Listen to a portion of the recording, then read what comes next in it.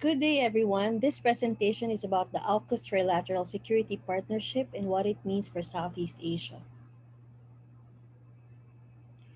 The Australia UK US Trilateral Security Partnership, or the Alcus Security Pact, is a strategic partnership announced in September 15, 2021, among three countries: US, United Kingdom, and Australia, with the main objective of sharing nuclear technology to Australia to help them build nuclear powered submarines for the Royal Australian Navy.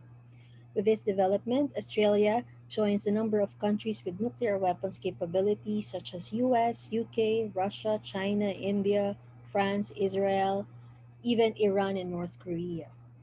The Trilateral Security Pact, led by US President Joe Biden, UK Prime Minister Boris Johnson, and his Australian counterpart Scott Morrison, is seen as pivotal and has heightened the uncertainty in the Indo Pacific region, which has already been a flashpoint for several years now.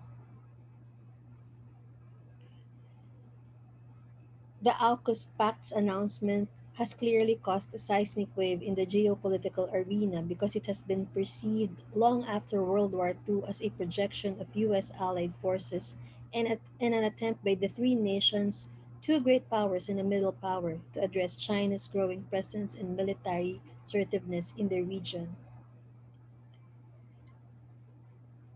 First, the announcement caused a shock because it brazenly cancelled a current 2016 90 billion Australian dollars contract with France Naval Group, where they are supposed to build conventional or diesel electric attack class submarines. France was caught flat footed in the announcement, considering a number of the planned attack class submarines have already been built. This has caused a major strain between France and Australia's diplomatic relationship.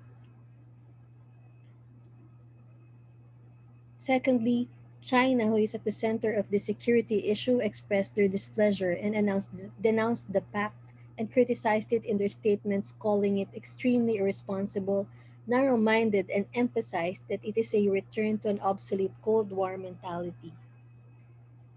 Lastly, and most importantly, concerns over the non-proliferation of nuclear technology is at the helm of the security cooperation, raising concerns among involved countries not just in the Indo-Pacific but around the world.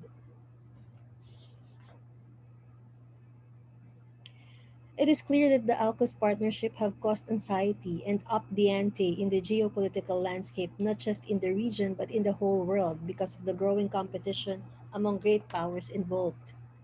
This fuels uncertainty, particularly from the Southeast Asian countries in the Indo-Pacific, grappling to find meaning in this historic development. A lot of questions are being asked. What does AUKUS mean for Southeast Asia? What AUKUS means for ASEAN member states? From a Southeast Asian perspective, what will AUKUS partnership bring to the region? Does it support the security interests of the ASEAN? Will it maintain the relative stability that the region has been enjoying for several decades? Or will this development endanger the balance of power in Southeast Asia? Can ASEAN be a catalyst in the interaction among nations to ensure peace and stability will be maintained in the region? This presentation will try to show what AUKUS means for Southeast Asia by looking into their various reactions of the ASEAN countries and consolidate their concerns and see from a Southeast Asian perspective what the pact may bring to the region given the current landscape. To have a better grasp at this momentous deal, we take a look at the details of what the partnership has announced. In a joint leader statement published by the White House during the announcement, the partnership mentioned that it is committed to significantly deepen the cooperation on a range of security and defense capabilities in the Indo Pacific, a plan of action that is designed to meet the challenges of the 21st century. As such, it is seen to bring decisive gains in emerging disruptive technologies such as in cyber capability, artificial intelligence, and even in quantum technology, and is seen to benefit not just Australia but the whole Indo Pacific regions and the countries surrounding it. Most importantly, the move underscored that the cooperation is a commitment to help sustain peace and stability in the Indo Pacific, emphasizing that for more than 70 years now, Australia, the United Kingdom, and the United States have worked together along with other important allies and partners to protect their shared values and promote security and prosperity in the Indo Pacific region. The advent of Aukus also comes after other US led initiatives are being implemented, such as the Free and Open Indo Pacific Strategy or the FOIP, the Quadrilateral Security Grouping or the Quad, which links US, Australia, India, and Japan, showing that these underscores the fact that extra regional powers are seeking unilateral options to address these concerns in the region. In specific details, the US and UK commit to facilitate Australia's acquisition of a nuclear propelled fleet of at least 8 boats to replace its aging Collins, which they used to work with France. Collins, these diesel electric powered submarines. There will be a 12 to 18-month study to determine the exact specifications of the future Australian vessel design. Most likely, the US Virginia class and the UA Astute class as seen in the photos are considered to most likely closely meet Australian specifications for the new model. What can be said for certain is that the nuclear powered submarines armed with matching weapon capability would greatly enhance Australia's deterrent capabilities and would be very beneficial for the whole region.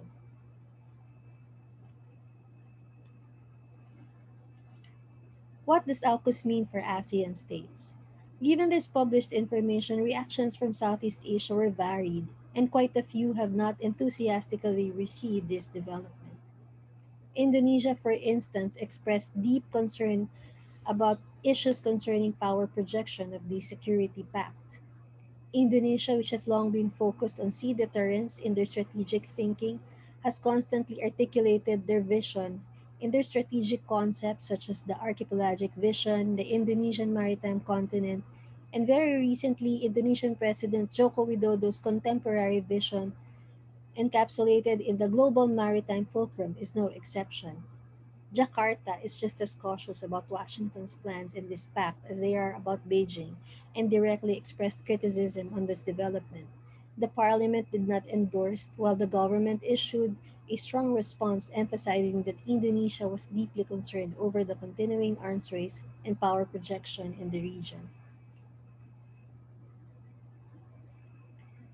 Malaysia, on the other hand, has the biggest concern, with the pact recognizing that it may trigger an arms race and cause further imbalance and provocation in the region.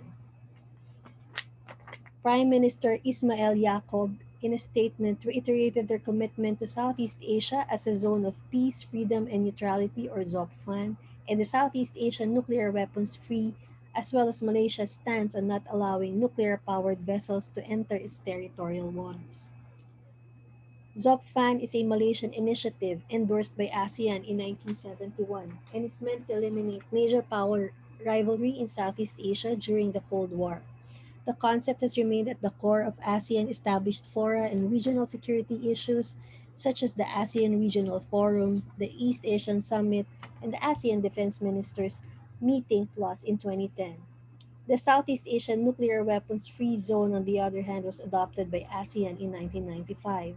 It prohibits member states from possessing nuclear weapons and includes a protocol that is accessible by 5 recognized nuclear armed states, namely US, Russia, UK, France, and China. None of them have formally signed this agreement.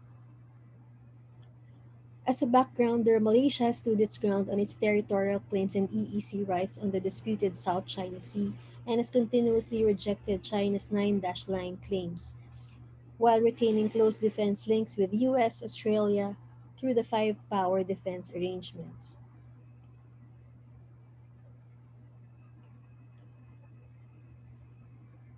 Thailand, on the other hand, reiterated their support for the Treaty on the Prohibition of Nuclear Weapons. A close partner of China and with an ongoing procurement of Yuan class submarines, and at the same time a treaty ally of the United States, Thailand's response has been very careful. However, their stand was significantly shown when Prime Minister Prayut Chan-o-cha delivered a pre-recorded speech at the United Stations where he pledged Thailand's support for the Treaty on the Prohibition of Nuclear Weapons, of which Australia is not a signatory. While Australia has clearly committed to adhering to the highest standards for safeguards and transparency, to ensure the non-proliferation, safety, and security of nuclear material and technology. This has been one of the greatest concerns in the Alcus Security Partnership. Thailand, along with some other Southeast Asian countries, see this as a gray area and alarming, and is perceived to may cause far greater uncertainty to the countries in the region. Vietnam's response is marked by careful and cautious balancing because of their strong economic dependence to China, as well as becoming one of the strongest claimants in the South China Sea region. In a statement in September, Vietnamese spokesperson Le Thi Tu Hong emphasized that nuclear technology and energy must be developed and used for peaceful purposes and serve socio-economic development, ensuring safety for humans and the environment. Vietnam is one of the countries in the region with solid naval modernization program and has very recently signed a defense transfer deal with Japan, which is aimed at countering China's maritime military influence in the region. The Philippines, while carefully balancing a significant trading relationship with China, is also considerably U.S. oldest ally in the region, and therefore it is not surprising that the Philippines was the first Southeast Asian country to formally articulate their support for this controversial security pact. In a statement by Foreign Affairs Secretary Teodoro Locsin in 2021, he said that the Aukus enhances an ASEAN near friend and allies military capacity to respond in timely and commensurate fashion to a threat to the region or a challenge to the status quo.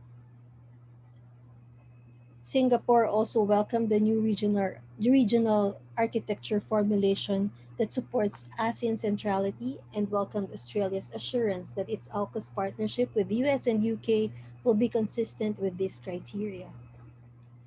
Both countries are leaning towards the belief that the cooperation will lead to a more stable Southeast Asian maritime region. Meanwhile, other countries such as Laos, Cambodia, Myanmar, and Brunei remain quiet on the sidelines as they are also perceived to be close allies of China. These countries have abstained to make a comment and are most likely assessing further developments in the greater geopolitical landscape. For appreciation, here's a quick overview also of the naval capabilities of the top three ASEAN states with naval capability buildup to show us how these small and middle powers have drawn up their own share of capacities to manage maritime security in the area. We see a comprehensive mix of both surface and subsurface vessels, and there has been a constant effort to continuously modernize and reach a credible deterrent force in the countries stated here, such as Indonesia, Thailand, and Vietnam.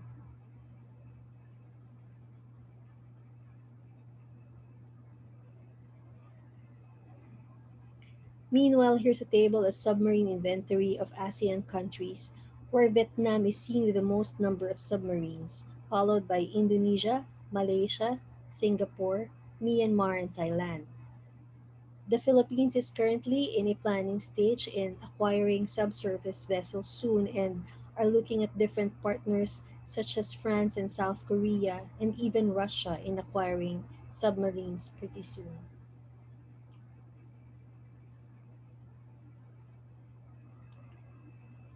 In summary, we answer the question: does AUKUS support the security interests of the ASEAN region?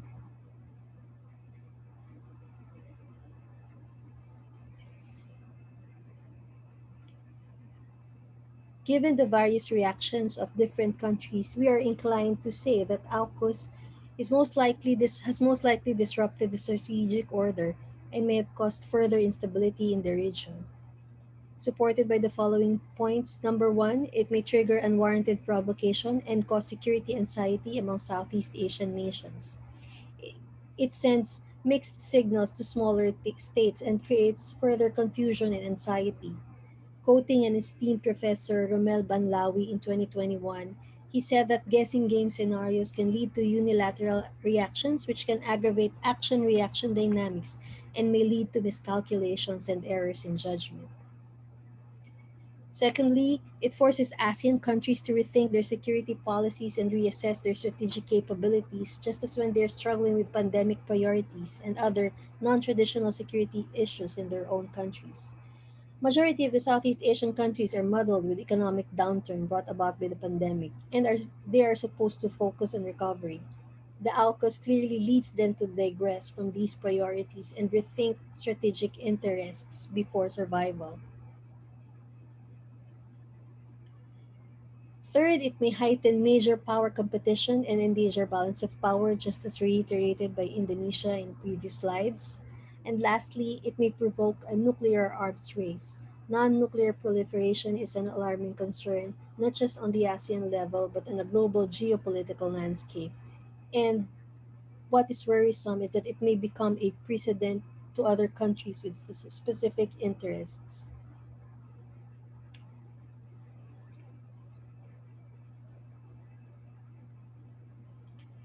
Some of the key insights that we may draw also from these observations is that first, reiterating that while a lot of ASEAN states are carefully balancing the impact of Aukus development, a number of them view the Security Pact as disruptive of the strategic order and may further cause instability in the region.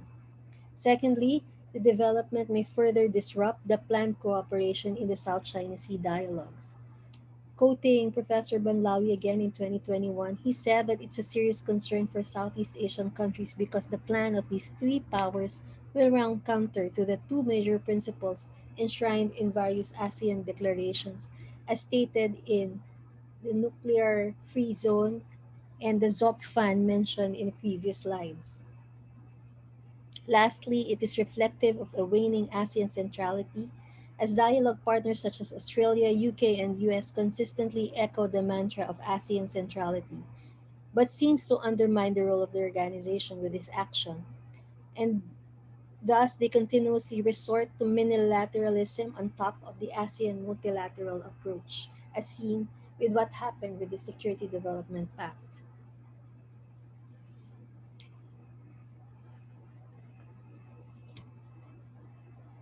What can ASEAN do? ASEAN countries should strive to be part of the mechanism to open dialogues to remove security uncertainties. Southeast Asian countries do not want to be the region to be the central arena and playground of competition between major powers, as stated by Professor Banlawi in a recent article in 2022. Secondly, ASEAN needs to reinvent its centrality and responsibility. Former Foreign Minister of Indonesia Marty Natalegawa reiterated on the waning ASEAN centrality.